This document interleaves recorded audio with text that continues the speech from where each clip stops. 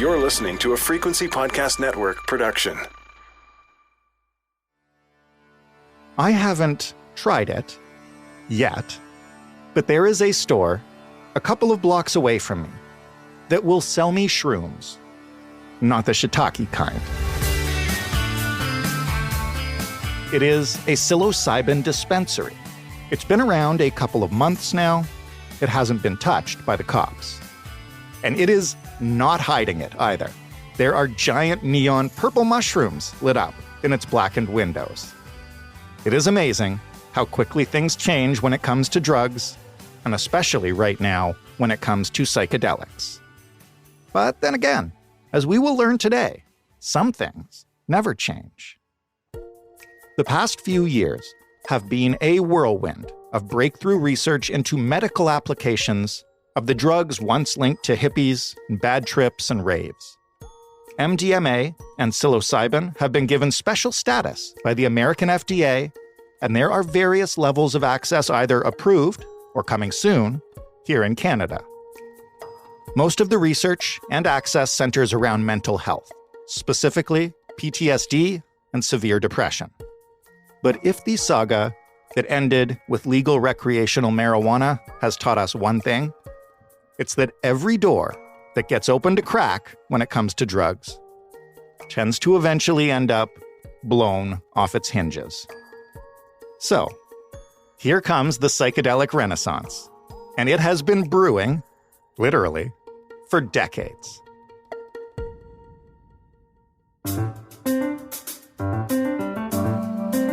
I'm Jordan Heath Rawlings. This is The Big Story. Erika Dyck is a historian and a professor. They are the Canada Research Chair in the History of Health and Social Justice. Erika, how are you? I'm great, thanks.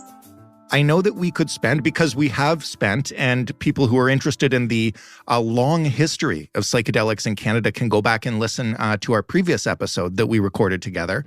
But I do want to briefly touch on the history of psychedelics in this country because it's so relevant to what's going on today. So maybe just start, when did psychedelics gain the awareness of scientists and researchers in Canada? What happened? Yeah, Canadian researchers were interested in psychedelics in the early 1950s, and probably Canadians in a larger sense gained access to this when there was a Maclean's magazine article published in 1953.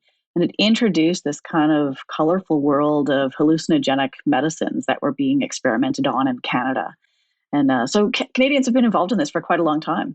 And what is the history of using these drugs for research or for issues like mental health and trying to treat them as medicine? Because this is what's happening now. It's not the first time this has happened, I guess. Absolutely. I mean, I think there still is some stigma and cultural characterization of psychedelics as these recreational drugs or substances or experiences that people have reached out for to enhance the listening at a Grateful Dead concert, for example. But there's this earlier period of medical experimentation, really through the 1950s, and some of which took place in Canada and, of course, all around the world, where psychiatrists were really keen to search for different kinds of ways of treating persistent disorders, major disorders. We might think of them today with language like major depression, post-traumatic stress disorder, addictions, and even some of the vocabulary was a bit different in the past. But nonetheless, these persistent and hard to treat mental disorders were the object of study by a number of psychiatrists and psychopharmacologists. And some of them started looking at psychedelics as a way of sort of seeing outside of the regular paradigms that were available to them in psychiatric medicine at the time. And even to the extent that researchers and trainees were taking psychedelics themselves in an effort to appreciate what it was like to experience psychosis or what it was like to experience a hallucination. Those kinds of, we might think of them as brave, or some may now see them as unethical, or really part of that earlier history. How did it come full circle? And I guess the first part of that question is why didn't that really continue? Was it just like the counterculture wave of the 60s and they took on a different stigma and so they were ignored for research purposes for a while? Or has it always been happening in the background? Yeah, I think it's a little bit of both. I think the counterculture, the sort of hyperbolic expressions of people taking drugs in a recreational way certainly contributed to a backlash against psychedelic research. But there were also methodological problems. There were challenges that psychedelic researchers were really struggling to find a good way of measuring the efficacy of psychedelics. How do you measure something where some people see God, other people have a psychotherapeutic experience or a mystical one? And the language of medicine and the methods available to pharmacologists were not really well suited for establishing meaning in psychedelic experiences. So I think those two things kind of work together to challenge the continuation of psychedelics. How did that change? When did that start changing? I know we're going to talk in a couple minutes about the last couple years and what's coming now, but you've referred to it, and I've seen it referred elsewhere as psychedelic renaissance. When did that begin? The coining of the word psychedelic, or the phrase psychedelic renaissance, comes from a child psychiatrist in the UK named Ben Sessa. He published this in 2012, but it really refers to a phenomenon that I think a lot of us have been studying and recognizing that has been kind of brewing for decades. And I think you asked before whether, this halted the medical research, and some did go underground. And I think this is really a fascinating part of the resurgence, that there has been a longer legacy of psychedelic exploration, some of which ties us back to, much, much older traditions of indigenous uses, ceremonial uses often of psychedelics, but also underground users in the rave scene, for example, or underground chemists who introduced new compounds into this area that weren't criminalized. So they were technically legal, although some of them were later criminalized.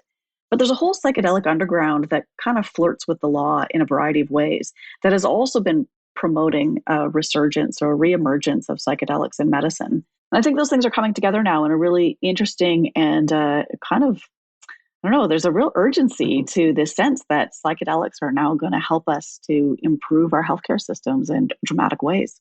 And it seemed to come out of nowhere, at least in terms of that urgency to, I don't know if legitimize is the right word, maybe it is, but in terms of like practical applications towards especially mental health. I can't count the number of research pieces or even just feature stories or documentaries I've seen in the last, 5-7 years that seem to show that these treatments work? It's really been dizzying. I started working on this this kind of history in the early 2000s, and the conversations were even kind of hushed at times, even of the contemporary scene. But now it's really hard to keep up with the pace of research coming out and the media coverage of this. So whether it's celebrity testimonials or breakthrough therapy designation, which we've seen now with MDMA and psilocybin mushrooms for PTSD and major depression.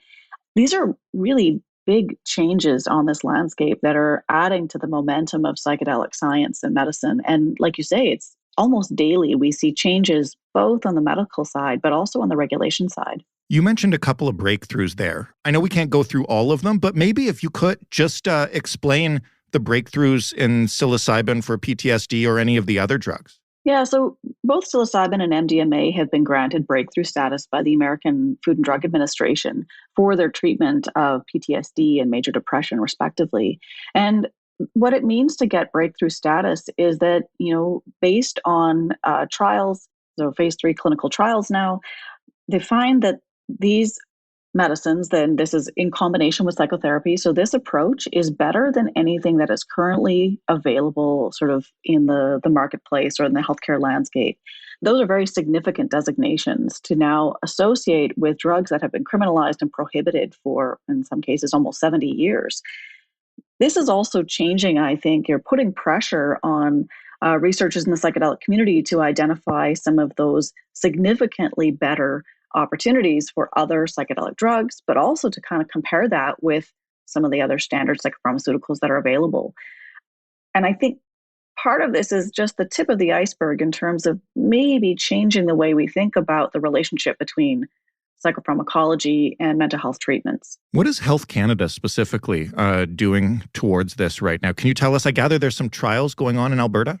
There are a few trials across Canada, and that number is increasing regularly.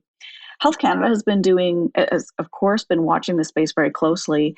And I think paying attention to both the trials, but also individual patient requests and individual psychiatrist requests for access to psychedelic medicines. Where we've seen the most movement in Canada on the individual level is in areas of palliative care or end of life anxiety associated with a palliative diagnosis. And I think that really dovetails or brings together different priorities in the Canadian health landscape right now. We see conversations around medical assistance in dying or, the MAID policy. We see this focus on dying care. Another area of Canadian innovation, palliative care is a concept that was coined in Canada, although people have been dying in humane ways in other parts of the world, of course, for a long time. It's not a new thing. The Canadians are kind of proud of this. And so bringing together elements of dying care and psychedelic care, I think, seems appropriate. But Health Canada has started to move away from that particular focal area and look at trials now on a wider basis. So looking at some of the addictions research that we're seeing in the United States in particular, and looking at major depression, PTSD. And I think we're maybe a little bit slower by comparison with the United States in terms of developing those trials. But as I say, I think Health Canada is very keenly aware of what's going on in these other parts of the world and is starting to make room for broader-based trials.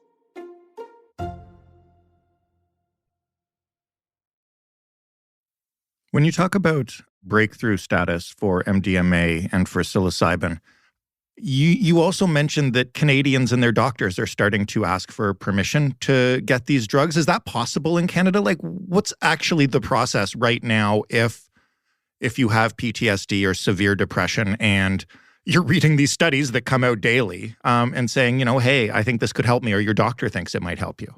I think there are a few different routes, some of which are more legal than others. But I'll start with the legal ones. For Health Canada, as I understand it, and I'm not a policy expert, I'm a historian looking at this, but right. As I understand it, there are at least two different routes that are open to a variety of things that are not specific to psychedelics whatsoever. Patients or individuals can apply for access through a Section 56 exemption, and that's where we saw the first just under 200 cases, I believe, of applicants to Health Canada. So this is an individual case by case. It's not through doctor's permission. It's people like Thomas Hartle, who's been featured a lot in the news media and is my friend here in Saskatoon, who was granted access to psilocybin for his end of life anxiety. Now, that doesn't guarantee that he has access to a safe supply or that he has access to a therapist, but it does work on an individual basis. But I think as word got out and as the studies are mounting, more and more people were applying for that. And it was no longer feasible for Health Canada to keep doing this on a one-to-one, case-by-case basis. They've also allowed for some exemptions with a special access program. Now, physicians can apply for access to the special access program. Now the liability under those circumstances lie with the physician to determine the safety and efficacy of any particular treatment that may not be otherwise sort of widely available. And psychedelics certainly fit into that category. So there we've seen physicians or trials being granted access to psychedelics through a different application process, still under the aegis of Health Canada. What we hear in the news these days, I haven't spoken to Health Canada representatives to confirm this, but that there are backlogs on both of these processes. And so I think there's some kind of ongoing frustration. And this is where we'll get into the kind of quasi-legal aspect. We know that there are places in Canada that are turning a blind eye to access to some psychedelics. Now, these are municipal laws. In Vancouver, for example, we've seen the most action here, but I believe Toronto may be in the same category, and there could be other places as well, where you might be able to buy your own psilocybin. And some clinics are offering integration sessions. So this is a kind of gray area now policy-wise, in that you or I might be able to find a legal supply of mushrooms, take it on our own, and then go and visit a sympathetic psychiatrist who doesn't necessarily give us psilocybin mushrooms, but talks to us about our experience. And I think as access is restricted, we may see more and more of that happening, which kind of creates, I think, both some policy and I think some safety issues that we need to be mindful of. That's what I was going to get into next, which is, as this becomes more widely available or as, more doctors are able to access it once we clear a backlog, are we heading for, and listen, I'm old enough to remember when we first launched medicinal marijuana in this country and, people would go get prescriptions kind of by any means possible and get access to this stuff. And it wasn't always clear whether it was for real medicinal reasons or just because they had a sympathetic doctor. And, you know, when you're not all the way in on legalizing this or making access easy, how do you monitor who gets it and for what? I think this is a perennial issue, and again, not exclusive to psychedelics, but we've seen this play out in the past, that supplies are notoriously difficult to control. And what counts as medicinal or health is really challenging to determine. I mean, if I feel better if I take psychedelics and listen to music by myself, we probably don't assume that that's a health issue or that I'm doing it under sort of a prescription basis. But there are about 70 years, and much longer, of course, of people doing this on their own and developing strategies for staying safe, for taking care of each other. And I think some of that momentum is also beginning to push us to think more broadly about what counts as a safe environment or a healthy space, how we should use these. Those are big existential questions almost, or big kind of historical questions that I don't think we've really reconciled with in this current regulatory landscape, where there's a tension, I think, about the urgency with which we want to make psychedelics available for healing environments. But we don't, I think, have a clear sense of how those supplies will be controlled and how people will take them on their own. I could tell you that right now I can leave my house and walk down to Queen Street and walk into a place called Shrooms with a Z. And I have not purchased any, but you can buy psilocybin there. It's a dispensary just like those old pot dispensaries before weed was legal used to pop up. Nobody's doing anything about it. It's been open for months. How do I know that stuff is safe? It's a very good question. And I think, you know, the same thing is happening in Vancouver. There are, you know, open advocates of developing mushroom dispensaries, and you know, small possession, so long as you're not selling large amounts or you're not profiting off it in a large way, seem to be handled in this kind of quiet way. Right. That doesn't necessarily ensure that consumers have any confidence that those are good supplies. It's maybe a better supply than one you buy in a less open environment.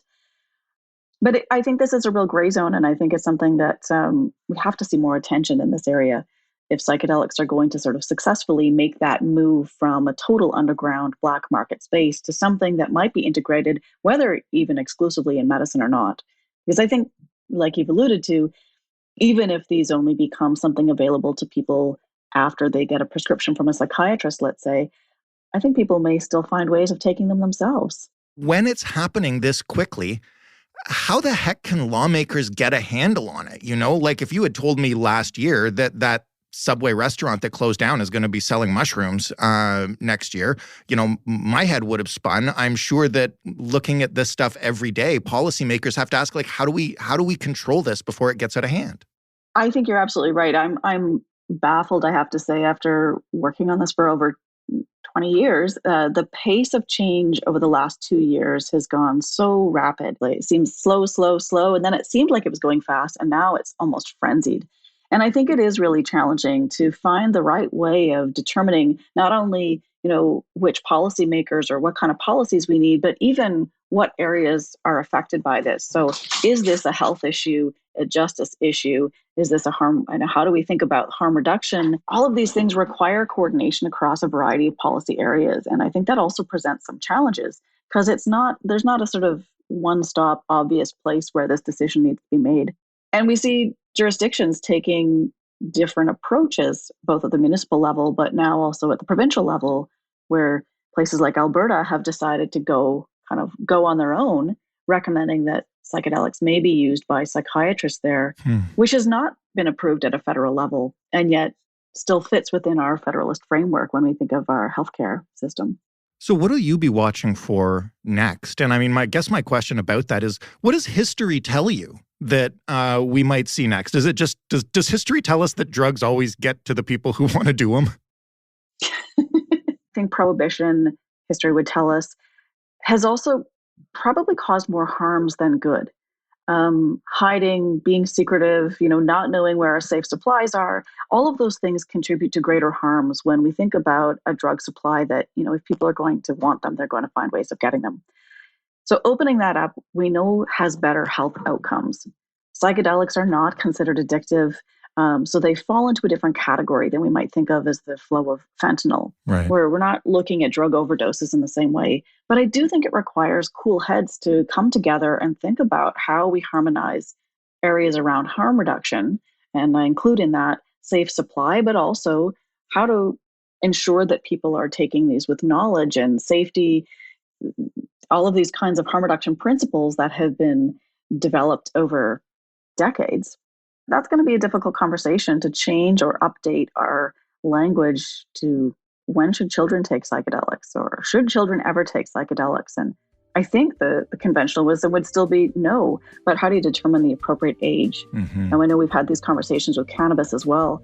I think there's still a lot of work that needs to be done in the background here. Erika, thank you so much for this. It's such a fascinating perspective.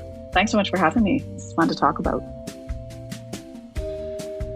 Erika Dyck, historian and professor, University of Saskatchewan. That was The Big Story. For more, you can head to thebigstorypodcast.ca. You can find previous episodes, including one I mentioned with Erika, examining the entire history of psychedelics in the 50s and 60s, including the mental hospital that she mentioned. You can also find us on Twitter at TheBigStoryFPN. You can email us, hello@thebigstorypodcast.ca, or you can call us, 416-935-5935. The Big Story is available wherever you get podcasts, and of course, on a smart speaker if you ask it to play The Big Story podcast. Thanks for listening. I'm Jordan Heath Rawlings. We'll talk tomorrow.